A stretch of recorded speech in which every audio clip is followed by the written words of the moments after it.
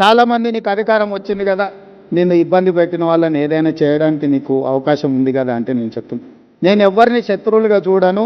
నేను శత్రువుగా చూడాలంటే కూడా వాళ్ళకి ఆ గొప్పతనం ఉండాలి, ఆ స్థాయి కూడా ఉండాలి. నేను గ్రామీణ ప్రాంతం నుంచి, వ్యవసాయ కుటుంబం నుంచి, మధ్యతరగతి ఉమ్మడి కుటుంబంలో పెరిగిన నేను ఇంత గొప్ప అవకాశాన్ని 4 కోట్ల తెలంగాణ ప్రజలు ఇస్తే, ఈ అవకాశాన్ని 4 కోట్ల తెలంగాణ ప్రజల యొక్క సంక్షేమం కోసము, అభివృద్ధి కోసము, ఈ ప్రాంత అభ్యున్నతి కోసం ఉపయోగించకుండా నాకెవరో నచ్చలేదనో, నాకెవరి మీద కోపం వచ్చిందనో నేను ఈ అధికారాన్ని ఒకవేళ వినియోగిస్తే నాకంటే మూర్ఖుడు ఇంకొకడు ఉండడు అని నేను భావిస్తున్నాను.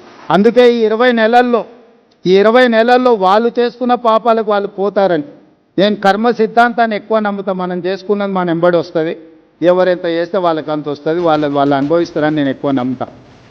నేను అప్పుడప్పుడు ప్రతి వారానికి ఒక్కసారి అయినా 1 గంట 2 గంటలో ఈ వారంలో ఏమేం చేసినా, ఏమైనా మంచి పనులు చేసినా, ఏదైనా కోపం వచ్చి రాజుగారు లాంటి వాళ్ళ మీద ఏమైనా కోపగించుకున్నానంటే దాన్ని బ్యాలెన్స్ చేయడానికి మళ్ళీ ఏదో ఒక ప్రయత్నం చేస్తాను. అప్పుడప్పుడు వస్తుంటుంది, అనుకున్న పని అనుకున్న సమయానికి జరగకపోతే ఒకసారి విసుగు వస్తుంది, ఒకసారి అసహనం వస్తుంది, ఇంకోసారి కోపం కురుస్తుంది.